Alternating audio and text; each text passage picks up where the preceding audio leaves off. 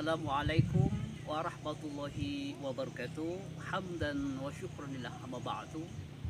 Pemirsa yang dirahmati oleh Allah Subhanahu wa taala, alhamdulillah biasanya pada jam segini saya memberikan pengajian kitab Sa'adatul Zawjain tentang parenting, tentang ilmu kekeluargaan yang bersifat tekstual.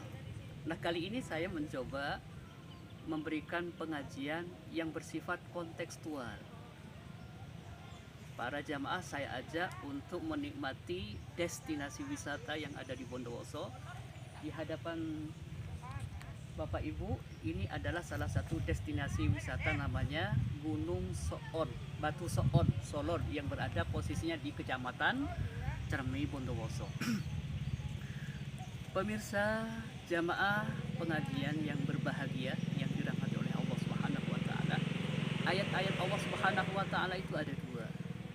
Yang pertama adalah ayat-ayat Qur'aniyah. Yang mana ayat-ayat Qur'aniyah itu adalah Al-Qur'an yang seperti yang saya pegang ini.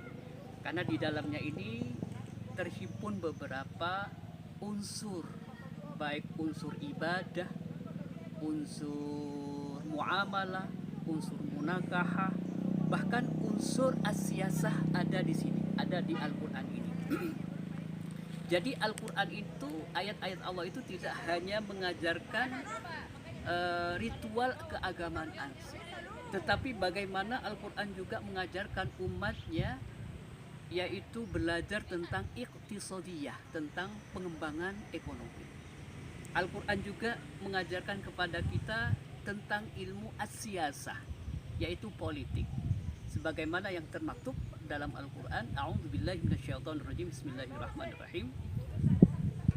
Idza jaa nasrullahi wal fath wa ra'aitan nasa yadkhuluna fi dinillahi afwaja fasabbih bihamdi rabbika wastaghfir innahu kana tawwaba. Shadaqallahul azim. Ketika datang sebuah kemenangan, maka mereka itu berbondong-bondong untuk masuk Islam. Nah, dalam konteks ini Rasulullah SAW menaklukkan kota Mekah itu tidak dengan invasi militer. Rasulullah SAW itu tidak menaklukkan kota Mekah itu dengan senjata. Kendati pun beliau mampu untuk membumi hanguskan kota Mekah pada waktu itu. Tetapi yang dilakukan oleh Rasulullah SAW dengan cara soft power, menyerang hati-hati mereka. Makanya anak perempuan aman, orang tua renta aman, kemudian tempat-tempat ibadah aman.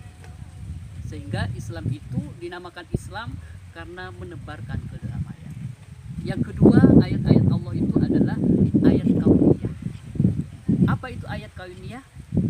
Bagaimana kita membaca ayat-ayat ciptaan Allah Subhanahu wa taala sebagaimana dalam surat Al-Ghasyiyah, a'udzubillahi minasyaitonirrajim, bismillahirrahmanirrahim. Afala yanzuruna ilal ibli kaifa khuliqat wa ilas samai kaifa rufi'at wa ilal jibali kaifa nusibat wa ilal ardi kaifa sutihat.